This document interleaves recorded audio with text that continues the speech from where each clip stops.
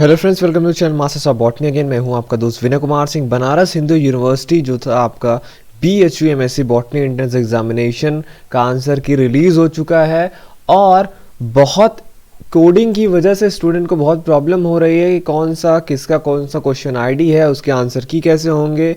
तो सब ने बहुत वेट भी किया था इसके आंसर्स की के लिए। तो मैं जल्दी से करता हूँ सारे क्वेश्चंस की बात, उनके आंसर और उसका एक्सप्लेनेशन का, कौन सा सही होगा कौन सा नहीं होगा। मैं सारी चीज़ों का आपका डिटेल एक्सप्लेनेशन भी दूंगा ताकि आपका कॉन्सेप्ट क्लियर रहे। और अगर आप सोच रहे हैं किसी आंसर की को चैलेंज करने के लिए तो एक बार उसका एक्सप्लेनेशन जरूर सुन लीजिए। तो चलते हैं बिना देरी किए क्वेश्चन नंबर 1 पे। क्वेश्चन नंबर 1 है आपका, विच of the following statement is true. देखिए, kelp like laminaria are found in the west coast of India. Snails are symbiotic eukaryotic algae. Plochloron is a prokaryotic algae which contain chlorophyll B। यहाँ पे लिखना चाहिए था। सबसे बड़ी बात है कि यहाँ पे इन्होंने बहुत सारा मिस्टेक किया है जो कि एक समस्या है और ये इनको थोड़ा सा देखना चाहिए। ठीक है। Fourth, microcystis forms water bloom in the sea. तो आप देखेंगे कि इसमें से स्टेटमेंट जो ट्रू है, पहली बात तो जो पहला है कि लैमिनारिया केल्प तो है लेकिन ये वेस्ट कोस्ट ऑफ इंडिया पे नहीं पाया जाता है। स्नेल्स जो है वो सिम्बायोटिक यूकैरियोटिक एल्गी नहीं है। ठीक है। स्नेल्स जो क्या है वो प्रिमिटिव प्लास्टिड है, ग्लाइको सिस्टोफाइट जो एल्गी होते हैं उनमें, और ये प्रोकैरियोटिक नेचर के होते हैं। प्लोक्लोरॉन, ये पहले भी क्वेश्चंस आ चुके हैं BHU में इस तरीके से। ठीक है। ये एक साइनोबैक्टीरिया है, उसमें क्लोरोफिल बी पाया जाता है, तो ये क्वेश्चन करेक्ट है। वहीं अगर माइक्रोसिस्टिस की बात करें तो वाटर ब्लूम तो ये जरूर फॉर्म करता है लेकिन फ्रेश वाटर में, सी में नहीं। तो इसीलिए इसका थर्ड वाला ऑप्शन ही करेक्ट है। क्वेश्चन नंबर, ये क्वेश्चन ID कौन सा है, 014 क्वेश्चन आईडी से आप मिला लीजिएगा। क्वेश्चन नंबर 2 पे आते हैं। क्वेश्चन ID इसका 044। In the progress of succession the community to be stabilise at the last stage is known as. देखिए यहाँ पे कह रहा है जब सक्सेशन होता है तो कम्युनिटी में जो लास्ट स्टेज पे कम्युनिटी स्टेबलाइज हो जाती है उसको हम क्या बोलते हैं।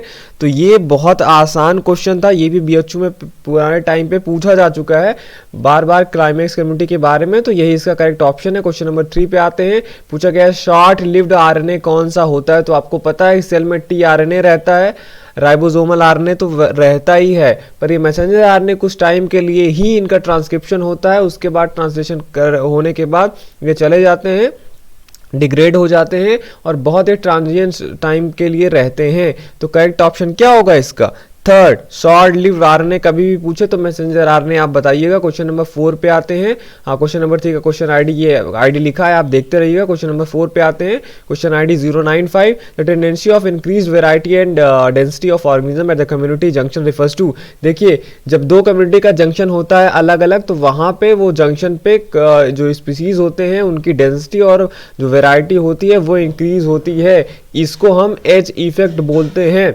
ठीक। और इकोटोन किसे बोलते हैं, इकोटोन के बारे में, ये ट्रांजिशन एरिया होता है दो बायोलॉजिकल कम्युनिटीज का। तो जो ट्रांजिशन एरिया होता है उसको इकोटोन बोलते हैं और वहीं पे जो स्पीसीज की डेंसिटी और वैरायटी बढ़ती है इसको हम एज इफेक्ट बोलते हैं। और इसका correct option edge effect third वाला ही है। क्वेश्चन नंबर हम आते हैं 5 पे। ये देखिए question ID 091। The common electron acceptor in denitrification is. देखिए जब डीनाइट्रिफिकेशन होता है, बोल रहा है उसमें कॉमन इलेक्ट्रॉन एक्सेप्टर कौन होता है। तो डीनाइट्रिफिकेशन में नाइट्रेट NO3 जो माइनस होता है ये टर्मिनल इलेक्ट्रॉन एक्सेप्टर होता है, इसलिए इसका करेक्ट ऑप्शन क्या है, सेकेंड, NO3। इसको नाइट्रेट बोलते हैं और ये नाइट्राइट है, ध्यान में रखिएगा। क्वेश्चन नंबर 6 पे आते हैं। कोड इसका क्या है 093। Question ID, a dense brittle compact subsoil horizon associated with acid soil condition is.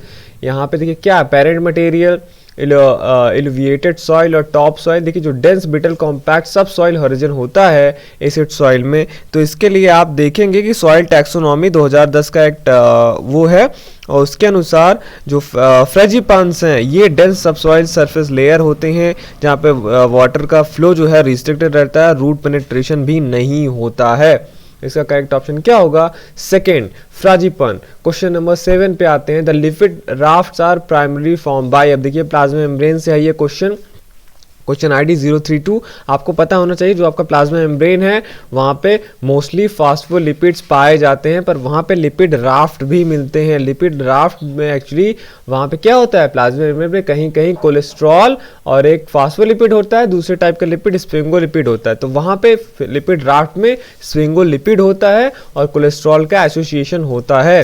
तो यहाँ पे आप देखेंगे क्वेश्चन नंबर 7 का करेक्ट ऑप्शन 4 होगा, स्फिंगोलिपिड और कोलेस्ट्रॉल। क्वेश्चन नंबर 8 पे आते हैं, विच of the following is not true for LC50। देखिए पूछा है LC50 के लिए कौन सा स्टेटमेंट करेक्ट नहीं है।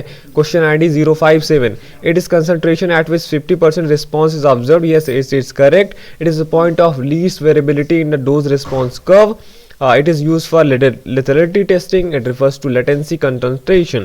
तो देखिए यहाँ पे जो है पहला और तीसरा ऑप्शन करेक्ट है, नॉट ट्रू पूछा है आपसे, तो सेकंड वाला इन्होंने आंसर की में दिया है कि ये करेक्ट होगा, पर साथ ही मतलब इनकरेक्ट होगा। अब ये इसका तो पता नहीं सेकंड वाले का, पर चौथा तो श्योर गलत है। It refers to latency concentration. Actually LC is here for lethal concentration, तो यहाँ पे लेटेंसी कंसंट्रेशन नहीं होगा। तो दूसरा और चौथा कह लीजिए दोनों के दोनों यहाँ पे गलत हैं आपके। क्वेश्चन नंबर 9 पे आते हैं हम। Question ID 038, which one represent the store house of biodiversity. देखिए स्टोर हाउस ऑफ बायोडाइवर्सिटी क्या होगी, जहाँ पे सबसे ज़्यादा बायोडाइवर्सिटी पाई जाती है, और ट्रॉपिकल रेन फॉरेस्ट में सबसे ज़्यादा बायोडाइवर्सिटी पाई जाती है। इसके लिए इसका करेक्ट ऑप्शन कौन सा होगा, 4th tropical rain forest. Question number 10 पे आते हैं। Question ID 047, most severe competition is observe. Most severe competition आपको कहाँ पे देखने को मिलेगा, ये कंपटीशन कहाँ पे सबसे ज़्यादा देखने को मिलता है। डिस्टेंसली रिलेटेड अगर स्पीशीज़ हैं तो उनका मोड ऑफ न्यूट्रिशन क्या होता है, अलग अलग होता है। तो मेनली यही होता है कि वो एक ही रिसोर्स पे डिपेंड नहीं करते हैं, तो इसीलिए क्लोजली रिलेटेड स्पीशीज़ होगा। तो वो भी डिफरेंट हैबिटेट में है, तो वो डिफरेंट रिसोर्सेज को यूज़ करेंगे वहाँ पे, या सेम ही रिसोर्सेज का यूज़ करें पर हैबिटेट डिफरेंट है, तो वहाँ पे कंपटीशन नहीं होगा। अगर सेम ही स्पीशीज़ हैं और सेम हैबिटेट में रह रहे हैं तो उनमें जो कंपटीशन होगा सबसे ज़्यादा होगा। तो इसीलिए आप देखेंगे कि इसका करेक्ट ऑप्शन सेकंड होगा। क्वेश्चन नंबर 11 पे आते हैं। The green algae most commonly found in symbiotic association of lichen is. तो आप हमेशा से याद रखिएगा, जो सिम्बायोटिक एसोसिएशन में लाइकेन में रहता है, आपको पता है lichens are associations of algae and fungi, तो वहाँ पे जो ग्रीन एल्गी का एसोसिएशन होता है वो एक मोस्ट कॉमन है आपका ये ट्रिबॉक्सिया जो एल्गी है, यही इसका करेक्ट ऑप्शन है। ठीक है, क्वेश्चन नंबर हम आते हैं 12 पे। Question ID 099, the oxygen pressure in which the respiration rate is first lose by O2 deficiency is known as. देखिए इसको हम बोलते हैं क्रिटिकल ऑक्सीजन प्रेशर। इसके लिए ज़्यादा एक्सप्लेनेशन अवेलेबल नहीं है, ना तो इतना वो भी है कि जो ऑप्शंस हैं उसके बीच में हम एक डिमार्केशन लाइन खींच सकें। तो क्रिटिकल ऑक्सीजन प्रेशर इसका सही ऑप्शन होगा जो इन्होंने की में दिया है। क्वेश्चन नंबर 13 पे आते हैं। Question ID 070, primary green house gases in the earth atmosphere are. देखिए ग्रीन हाउस गैसेस में अगर आप देखेंगे वाटर वेपर, नाइट्रस ऑक्साइड है, कार्बन डाइऑक्साइड है, मीथेन है, इवन ओजोन को भी ग्रीन हाउस गैस माना जाता है। इसीलिए इसका करेक्ट ऑप्शन क्या होगा, ऑल ऑफ दीज। ठीक, क्वेश्चन नंबर 14 पे आते हैं। Question ID 012, which of the following transporter of membrane uses energy. इसमें से कौन सा जो ट्रांसपोर्टर है मेम्ब्रेन का ये एनर्जी यूज करता है। तो देखिए सिम्पोर्टर, एंटीपोर्टर एंड यूनिपोर्टर, ये आप देखेंगे जितने भी हैं ये एक टाइप के फैसिलिटेट डिफ्यूजन में हेल्प करते हैं। Facilitate diffusion is nothing but the transport from higher concentration to lower concentration, okay, with the help of membrane proteins. यहाँ पे एटीपी की आवश्यकता नहीं पड़ती है। यहाँ पे एबीसी जो ट्रांसपोर्टर्स हैं यहाँ पे आपको एनर्जी का यूज पड़ेगा, क्योंकि ये lower concentration to higher concentration होता है। इसलिए इसका करेक्ट ऑप्शन क्या होगा, 3rd ABC transporter. Question number 15 पे आते हैं हम। क्वेश्चन नंबर 15 है आपका, क्वेश्चन आईडी मैं आपको बता दूं 117, कंपोजिट इंडोस्पर्म किस में मिलता है। तो देखिए ये जो कंपोजिट इंडोस्पर्म है, आप जो फैमिली लोरेंथेसी के बारे में पढ़ते हैं वहाँ पे जो इंडोस्पर्म का डेवलपमेंट होता है वो यूनिक होता है, और जो होता है ओवरी में ओव्यूल्स नहीं बनते हैं, बहुत सारे एम्ब्रियो सैक बनते हैं, फिर बहुत सारे इंडोस्पर्म बनते हैं, वो कंपोजिट करके रहते हैं। तो ये लोरेंथेसी का फीचर है। ऑप्शन नंबर इसका सेकंड सही होगा। क्वेश्चन नंबर हम 16 पे आते हैं। Question ID 096, who discovered depnoldiopsis indica. तो जो एक डेप्नोल्डियोप्सिस इंडिका एक एल्गा है और इसे 1933 में वाई भारद्वाजा ने खोजा था। क्वेश्चन ऑप्शन नंबर 4 इसका करेक्ट होगा।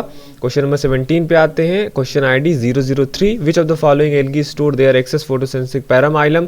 तो पैरामाइलम आप कॉमनली यूजली जानते हैं, यूग्लिना से एसोसिएटेड है ये, उसमें ही जो होता है आपका जो फोटोसिंथेट होता है पैरामाइलम के रूप में वहाँ पे वो होता है स्टोर करके रखा जाता है। तो करेक्ट ऑप्शन इसका थर्ड होगा। क्वेश्चन नंबर 18 पे आते हैं।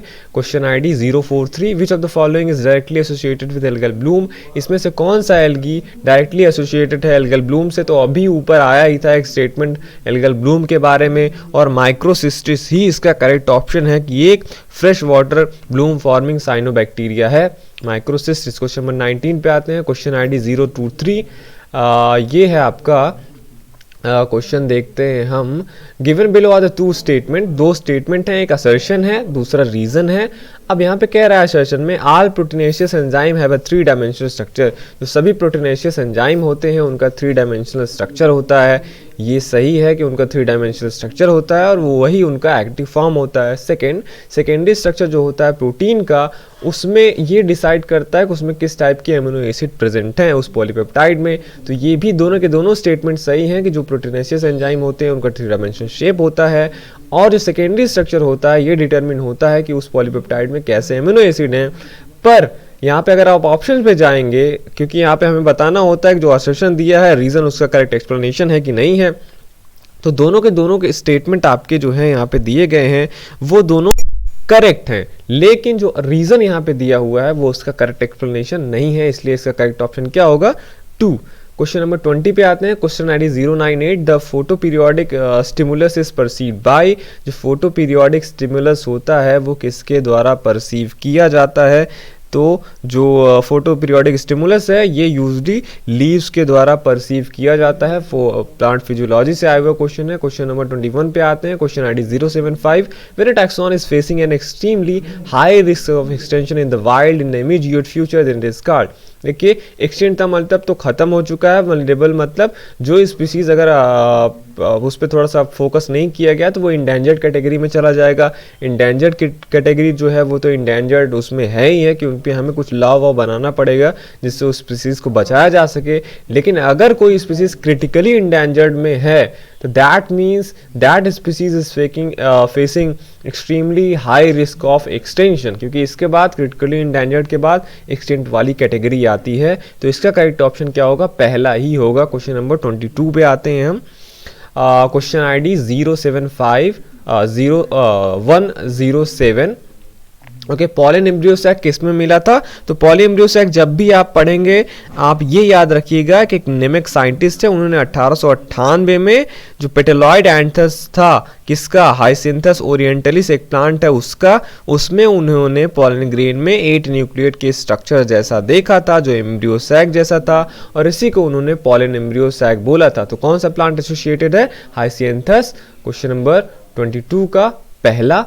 अब आते हैं क्वेश्चन नंबर 23 पे। Question ID 062, which group of algae contain silica in cell wall. ये तो मैंने अपने चैनल पे भी लगातार पढ़ाया है, नोट्स भी दिया था आपको कि जो सेल वॉल है उसका फीचर आप पढ़ लीजिएगा। तो जो है आपके कौन से हैं, डाइटन्स बेसिलिरोफाइसी के जो मेंबर होते हैं वहाँ पे उनके सेल वॉल में सिलिका का डिपोजिशन होता था। तो ऑप्शन नंबर इसका पहला ही करेक्ट है। क्वेश्चन नंबर 24 पे आते हैं। Question ID 036, which of the following statement are true for phytochrome. देखिए फाइटोक्रोम भी है, जैसे वर्नेलाइजेशन, फाइटोक्रोम, प्लांट हार्मोन, ये सब इंपॉर्टेंट टॉपिक है, ये आपको पढ़ना चाहिए था। यहाँ पे 4 ऑप्शन है। It is red colour protein pigment, it does not display photo reversibility, consisted of linear tetrapyrrole also known as phytochromobilin, regulates nyctinastic movement of leaf and have role in seed germination. तो आप देखेंगे कि red colour का pigment है कि नहीं है, तो ये रेड कलर का पिगमेंट नहीं है, ये एक्चुअली ब्लूइश कलर का पिगमेंट होता है। तो ए स्टेटमेंट इसका इनकरेक्ट है। तो जिसमें ए है उसको आप क्या करिए, निकाल दीजिए। ठीक है, ए हो गया जिसमें, उसको आप निकाल दीजिए। फिर बी पे आते हैं। फोटो रिवर्सिबिलिटी कह रहा है ये डिस्प्ले नहीं करता है, तो फाइटोक्रोम आपको सबसे कॉमन कैरेक्टर रही है, फोटो रिवर्सिबिलिटी शो करता है। तो बी जिसमें है वो भी निकाल दीजिए। ठीक, ए जिसमें है वो निकाल दीजिए, बी जिसमें है वो निकाल दीजिए, तो बचा आपका CDE, इसलिए ऑप्शन नंबर इसका थर्ड सही होगा। ठीक, और ये टेट्रापिरोल स्ट्रक्चर होते हैं, ये लीफ मूवमेंट को भी रेगुलेट करते हैं और सीड जर्मिनेशन में भी इनका इंपॉर्टेंस होता है। तो ठीक है, अब आते हैं हम क्वेश्चन नंबर 25 पे, क्वेश्चन आईडी 101। जूट जो है कह रहा है वो किस फैमिलीज का है, किस फैमिली से बिलोंग करता है। तो एक चीज़ आप याद रखिए, क्योंकि यहाँ पे मालवेसी जो फैमिली है, अभी रिसेंट में जितने भी क्लासिफिकेशन है उसने स्टरकुलेसी और टिलिएसी को मालवेसी में ही मिक्स कर दिया था। तो जितने भी मेंबर्स थे आपके स्टरकुलेसी में और टिलिएसी में, वो अभी मालवेसी के अंदर ही कंसीडर किए जाते हैं। लेकिन क्योंकि यहाँ पे तीनों फैमिलीज दी हुई है तो आपको करेक्ट ही बताना था, क्योंकि ये जो फैमिलीज हैं ये Bentham and Hooker system of classification के अनुसार ही हैं। तो जो जूट है आपका, जूट आपका किससे बिलोंग करता है? टिलिएसी से। इसको हम जूट फैमिली भी बोलते हैं। ठीक, कुछ ऑप्शन नंबर सेकंड सही है। क्वेश्चन नंबर 26 पे आते हैं। Question ID 104। A gene that has multiple effect is called. देखिए, जो जीन का मल्टीपल इफेक्ट होता है, जीन के बहुत फंक्शन होते हैं, कुछ फंक्शन होते हैं, पर कुछ जीन होते हैं उनका मल्टीपल फंक्शन होता है, मतलब जो उसका प्रोडक्ट बनता है वो एक से ज़्यादा आपके बॉडी पार्ट्स में, ऐसे कुछ में, जैसे मान लीजिए ड्रोसोफिला है, ड्रोसोफिला में बहुत सारे ऐसे जीन होते हैं जिनको अगर आप म्यूटेट करते हैं तो उसके बहुत सारे फंक्शन पे इफेक्ट करता है या बॉडी का स्ट्रक्चर चला जाता है। तो दैट मीन्स वो जीन के पास मल्टीपल फंक्शन है और इसे को हम प्लियोट्रोपिक जीन बोलते हैं। तो क्वेश्चन नंबर 26 का थर्ड ऑप्शन सही होगा। क्वेश्चन नंबर 27 पे आते हैं। सिनजियोस्पोर्स किस में मिलता है? तो ये भी पुराना ही क्वेश्चन है, लगातार आया है। जो स्पोर्स जो होते हैं वो मोटाइल नेक्ड स्पोर्स होते हैं, जहाँ पे आपका 2 फ्लैजिला रह सकता है, सिक्लेमाइडोमोनास, यूलोथ्रिक्स, स्ट्रेप्टोकार्पस, 4 भी रह सकते हैं जैसे यूलोथ्रिक्स में पाया जाता है, और मल्टीपल फ्लैजिला वाले भी जूस्पोर मिलते हैं जैसे उडोगोनियम और वॉकेरिया में। लेकिन जो उडोगोनियम होता है वॉकेरिया का, उडोगोनियम का वो यूनिन्यूक्लिएट होता है और वॉकेरिया का ये मल्टीन्यूक्लिएट होता है, इसलिए उसको सिनजियोस्पोर्स भी बोला जाता है। तो इसका सेकंड ऑप्शन सही होगा। क्वेश्चन नंबर 28 पे हम आते हैं। 28 का क्वेश्चन आईडी है 110। How many spiral thickenings one present in an elater of Marchantia. Marchantia का जो इलेटर होता है उस पर स्पाइरल थिकनिंग कितनी प्रेजेंट होती है? तो ये आप याद रखिएगा, 2 जो होता है स्पाइरल थिकनिंग वहाँ पे पाया जाता है। क्वेश्चन नंबर 29 पे आते हैं।